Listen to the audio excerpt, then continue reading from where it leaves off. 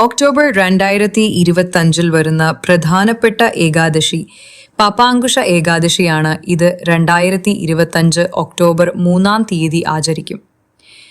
പപാങ്കുശ ഏകാദശി എന്നത് ശരത്കാലത്തിലെ ശുക്ലപക്ഷത്തിലെ 11-ാം ദിവസമാണ്. ഈ ദിവസം ഭഗവാൻ വിഷ്ണുവിനെ ആരാധിക്കുകയും വ്രതം അനുഷ്ഠിക്കുകയും ചെയ്യുന്നതിലൂടെ എല്ലാ പാപങ്ങളും ഇല്ലാതാവുകയും മോക്ഷം ലഭിക്കുകയും ചെയ്യുന്നു എന്നാണ് വിശ്വാസം. ഈ ഏകാദശി വ്രതം അനുഷ്ഠിക്കുന്നവരെ വിഷ്ണു ഭഗവാൻ അനുഗ്രഹിക്കുമെന്നും ഇത് ജനനം, മരണം, ജീവിതം എന്നിവയിൽ നിന്നുള്ള മോചനം നൽകുമെന്നും വിശ്വസിക്കപ്പെടുന്നു. മഹാഭാരത കാലഘട്ടത്തിൽ ഭഗവാൻ ശ്രീകൃഷ്ണൻ തന്നെ പപാങ്കുശ ഏകാദശിയുടെ പ്രാധാന്യം ധർമ്മരാജ യുധിഷ്ഠിരനോട് പറഞ്ഞു. ഏകാദശി എല്ലാ പാപങ്ങളെയും നശിപ്പിക്കുകയും തെറ്റായ പ്രവൃത്തികളിൽ നിന്ന് ആളുകളെ രക്ഷിക്കുകയും ചെയ്യുന്നുവെന്ന് അദ്ദേഹം വിശദീകരിച്ചു.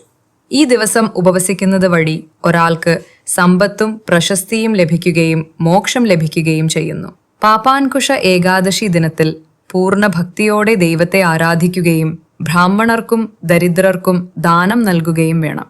കൂടാതെ സന്തോഷകരമായ മനസ്സിനും ആരോഗ്യമുള്ള ശരീരത്തിനും വേണ്ടി മാത്രമേ പഴങ്ങൾ കഴിക്കാവൂ.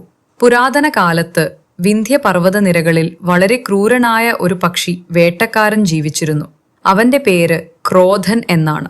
അവൻ തന്റെ ജീവിതകാലം മുഴുവൻ അക്രമത്തിലും കൊള്ളയിലും മദ്യപാനത്തിലും വ്യാജപ്രസംഗങ്ങളിലും ചെലവഴിച്ചു. ജീവിതാവസാനം വന്നപ്പോൾ യമരാജൻ തന്റെ ദൂതന്മാരോട് ക്രോധനെ കൊണ്ടുവരാൻ ആജ്ഞാപിച്ചു.